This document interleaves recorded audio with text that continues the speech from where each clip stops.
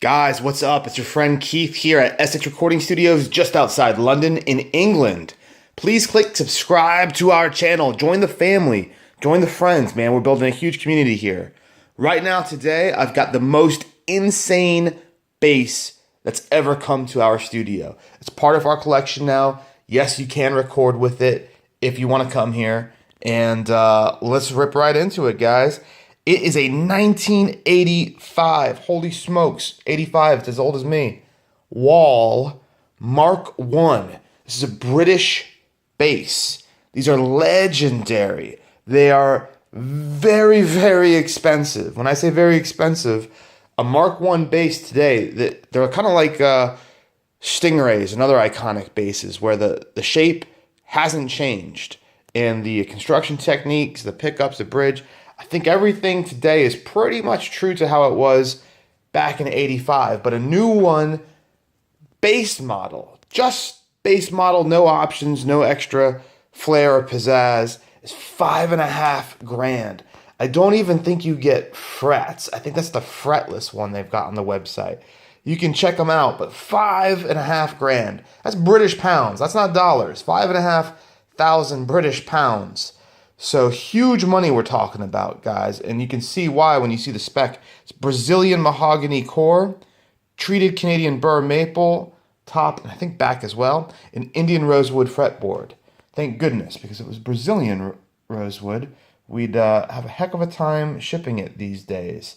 Anybody else getting grief from CITES, C-I-T-E-S, when shipping instruments abroad? I've had no issues with selling guitars and shipping abroad, but I did buy a 56 Gibson that had a Brazilian mahogany fret, or Brazilian rosewood fretboard, and it was given grief. It's that Brazilian rosewood that has got a lot of red tape these days. But anyway, back to this bass. Gorgeous natural top. I mean, this is like having the coolest tree right in your hands. Beautiful. I'm actually shocked that this is an 85 because the pickups look super modern. The condition looks incredible. I mean, there's no wear on this plastic.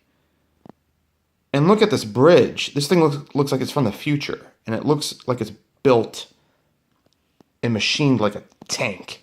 It is rock solid. These knobs are pretty cool. Pretty wicked. And I've got to get this out of the case. I took the back off. We'll show you there, but you can see Electric Woods Limited. This is the company that makes it. You've got produced by a member of the guild, but they do a handwritten sticker like this on all of them. And to this day, I think now the person who signs off on the final inspection signs that sheet. But this very likely would have been built by the main man himself, Mr. I think it was Waller. Can't remember his first name. It escapes me at the moment. All right, don't freak out. That's just the battery there. In fact, while I've got it out, let's go ahead and take a look at the back here and this case. What a cool vintage case. It's kind of like a mix. I guess it's croc alligator type thing, but mixed with from far away it almost looks more plaid. It's interesting. I've never seen a case like this before. Totally original. Definitely has 32 years of rock and roll patina there. But very clean. Oh, also, this comes out of that collection. If you watch our YouTube channel, you've seen a lot of videos lately from this massive collection we got in London. And it's all from the same company. Tickle Audio. It was Audio Hire, then called Tickle. Now it's, I think, FX Audio or FX Music Hire. But it's the #1, pretty much is the only premium instrument hire company in London where artists from all around the world would come to record if they needed a bass for playing live, touring, whatever, doing a music video. This is the company where they hired them from. Ugh, can't talk. It's too late. It's almost midnight. But yeah, this is almost certainly, if you see any musician in the late 80s, 90s, 2000s playing a Wal bass, it's going to be this bass. You know, if it's an international artist from outside the London area, this is the one they would have hired. The last client on the case, there's a few stickers. The last one was from December 2013, Live Person UK Limited. Don't know what that is. You can do some detective work and figure out who that is maybe. We get a lot of film studios on some of these cases. Going back here, you can see quite a bit going on. And you know what I really appreciate? I really appreciate when the cavities are nicely routed and machined and not rough, and they're painted and I don't know if that's graphite that they're layered with. I think so. But look how clean it looks in there, and the wiring is all nice. That's part of why you pay the big bucks. I can think of a lot of custom shop American guitars that fall far short of this standard when you take off the control panel, and that is always disheartening to see. Now down here, you've got some cool inputs. You got XLR, and then you've got your standard input jack as well. So that's very cool. Got the serial number on the back plate, W2577.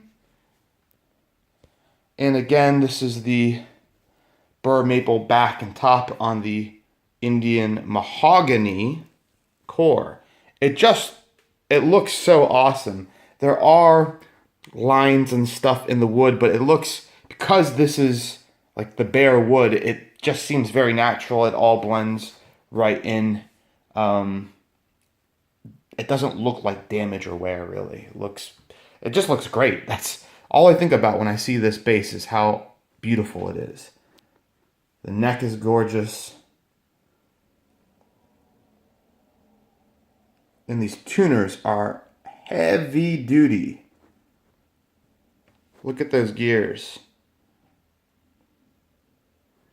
I've actually never seen shallers like this. I'll never know how to pronounce this. Shaler. I've had multiple people correct me, saying multiple variations here on the channel. So I'll just call them shallers for a while. But I've never seen this design. They look, well, they're the nicest looking shaller bass tuners I've ever seen. So you can make your own assessment here from the video.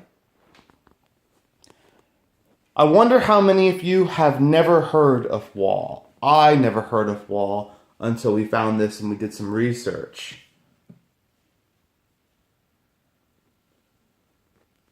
They have a Mark II and a Mark III, which have more elongated kind of jazz bass style bodies, more traditional bodies. I totally dig the Mark I the most. You can go on the website, read about them, do some homework if you haven't heard about them. They are absolutely incredible. I think there's only one used one for sale on the market. Let me get this. I'm just tucking this battery away. I think there's only one used one for sale in the market, and it's like 3,500 pounds, and it's left-handed, and I think it's fretless as well. So it shows you how well they hold their value, and it's not nearly as special as this one. Go over that bridge one more time. Pickups. Truss Rod Adjustment. I always appreciate a truss rod adjustment there. I like that. Actual mother of pearl dot inlays, which we can see maybe if I adjust the lighting a bit. There we go. I think it's super lame when you don't have actual pearl inlays and they're acrylic, or they're just, I don't know, some other plastic material. But again, when you're paying the big bucks, you get the big spec. This looks quite nice up here.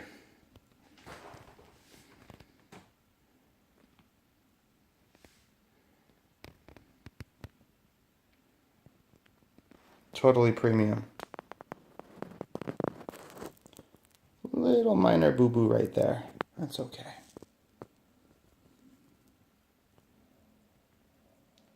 Go nice and slow down the fretboard. 21 frets on these. We'll get down close to this finish again because it's too cool. I've never seen anything like it. It doesn't get more special than this, guys. I'm very curious to see who ends up deciding to use it when they're recording here. And I'm also excited to see how quickly this goes on our reverb store, because I suspect someone's going to snatch it up very fast. I've already got a guy that bought, if you check my channel, I had a very rare, funky Fender JP90 from 1990. And the guy that bought it had a massive collection. He's already said he's interested in this, and it's nobody even knows about it except him. And now you guys. So if you're interested, shoot me a message here on YouTube or go to our Facebook. It's Essex Recording Studios. Send a message there, or our website, essexrecordingstudios.com. You'll see it in the bass section of the shop. And last but not least, reverb.com. If you search Wal Bass, you will see it, W-A-L. I hope this has been mind-blowing and taught you a lot about what these are and what they look like in person. Beautiful, handmade British bass. The Wal. Subscribe to the channel, guys. I really like hanging out at night, doing these videos, chatting with you, replying to the comments. It's really cool. Always fun to see subscribers coming from all over the world. Guys, we've got people in the Middle East. We've got people out in Japan, in Russia, South America, Brazil. A bunch of guys in Brazil. A lot of people from Poland watching. And my grandmother was born in Poland. So very cool to see that too. And of course the States. The States, you guys are the bread and butter of the channel. About a third of the channel is from you guys out there. I miss it out there. Miss the warm weather. Boy, is the weather different in England. If you've ever been to England, you know what I'm talking about. Cool. I'm signing off. I'll see you soon with the next video. Bye, guys.